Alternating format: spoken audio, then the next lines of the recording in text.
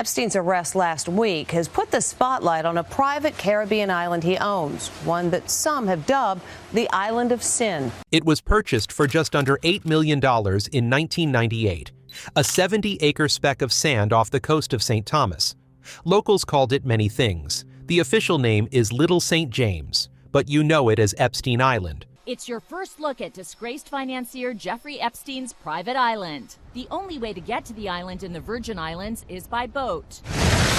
And there it is, Jeffrey Epstein's 70-acre retreat known as Little St. James. For decades, it existed in plain sight as a luxury resort, yet it operated as a black box.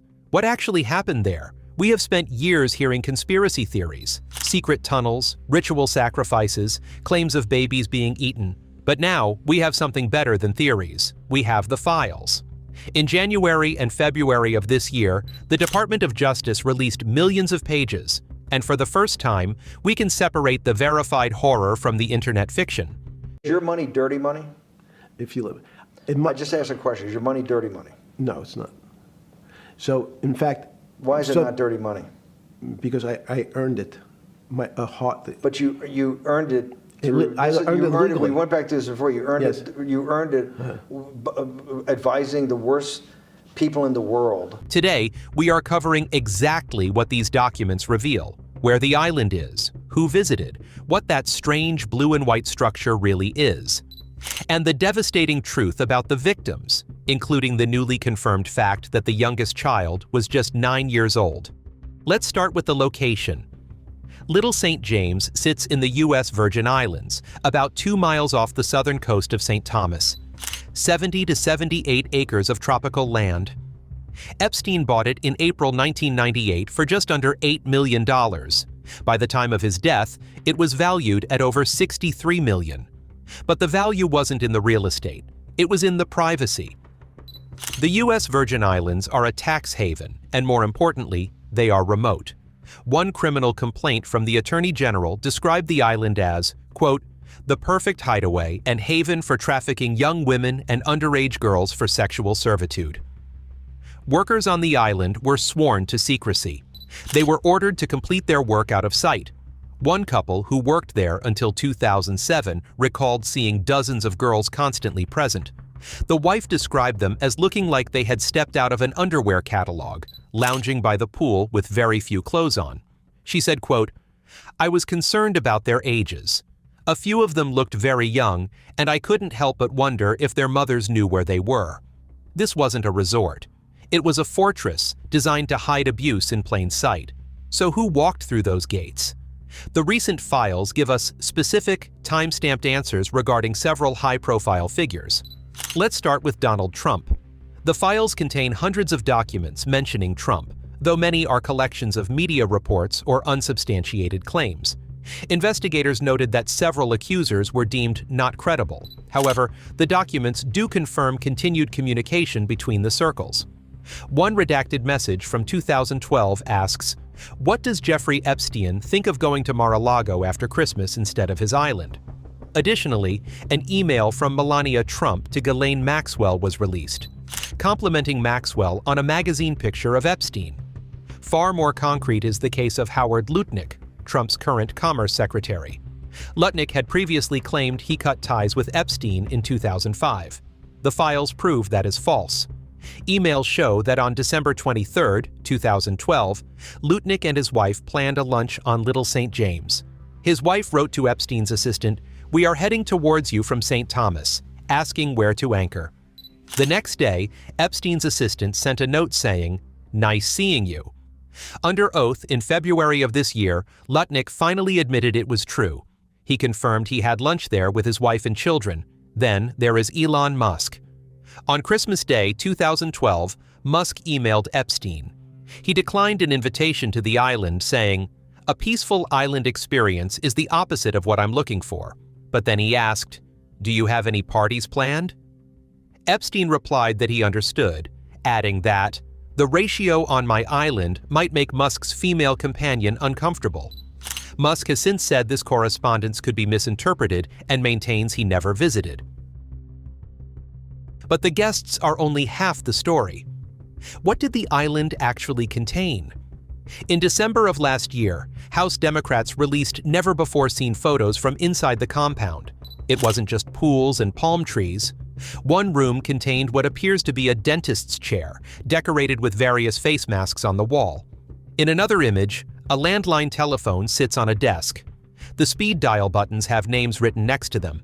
The names, redacted for privacy, include Darren, Rich, Mike, Patrick, and Larry. Perhaps most telling is the blackboard. Scribbled on it, in Epstein's own handwriting, were words like power, deception, plots, and political. This is not the doodling of a financier. It is the vocabulary of a manipulator. One of the most disturbing photographs released shows Epstein and two other men sitting calmly at a table operating a laptop. On the wall behind them hangs a painting of a nude infant. The image was pixelated before release. Epstein's pants bear the initials LSJ, Little St. James. Now, we have to address the widespread speculation. The internet is obsessed with a blue and white striped structure on the island, often calling it a temple. Social media has labeled it a site for sinister rituals. According to the official records and fact checks, this is false. There is zero evidence to support claims of ritualistic abuse. Epstein was never charged with anything related to such practices. So what is it? Planning records describe it as a music pavilion. Investigators concluded it was most likely a private study and music room. One public speaker known for analyzing symbolism looked at the structure and said, quote, "Most of it seems really tacky and fake, nothing very esoteric about it. The dome is ornamental. We have to be careful." By amplifying fake conspiracy theories, we actually distract from the real, documented crimes. The real horror isn't black magic. It is the very mundane, systematic abuse of children facilitated by money and power. And that reality has a new, disturbing detail. For years, we knew Epstein targeted teens, but the recent files confirmed that the victims were younger than previously known. Congressmen who reviewed the documents revealed that the victims included children as young as 11, and in one documented case, a 9-year-old girl. Read that again, 9 years old. At least 6 men's names appear in sections that were previously blacked out, and there are threats to name them publicly on the floor of Congress. Then there is the question of evidence, or the disappearance of it. One document in the recent tranche reveals an order placed on December 6, 2018. It is an invoice for 330 gallons of sulfuric acid delivered to Little St. James. The official explanation? It was for a reverse osmosis water plant to maintain pH levels. The vendor is a legitimate water desalination company, but consider the timing. This order was placed on the same day the FBI reopened its investigation into Epstein. While the department maintains the documentation supports the water plant explanation, the sheer volume, 330 gallons, has fueled immense speculation. Whether it was for cleaning pipes or something more nefarious, the fact that it was delivered on the exact day the FBI came knocking is a coincidence that strains credibility. So why did this go on for so long? Why did no one stop it? A former detective who worked on child abuse cases wrote a scathing analysis in the wake of these releases. She argues that Epstein's circle didn't see the children as victims. She states that the men who associated with Epstein, who took his money, holidayed on his island, and enjoyed his parties, must have seen the constant conveyor belt of young girls. She writes, "Anyone spending time in his company couldn't have failed to notice the constant stream of children through the door, not just once, but every single night for years and years. They could have redeemed themselves and broken the cycle of abuse by speaking out, yet they did nothing." This is the hidden truth. It isn't a secret society, it is a club of powerful men who prioritized access to wealth and status over the safety of children. Even after Epstein pleaded guilty in 2008 to soliciting a minor, emails show a member of the British royal family apologizing to Epstein for publicly calling him a pedophile, promising to backtrack and tell the press it was wrong to call him a sex offender. That is not a conspiracy, that is complicity. Little St. James is no longer in Epstein's hands. A billionaire purchased both Little St. James and Great St. James in May 2023 for $60 million. But the legacy of the island remains. We now know the victims were as young as 9.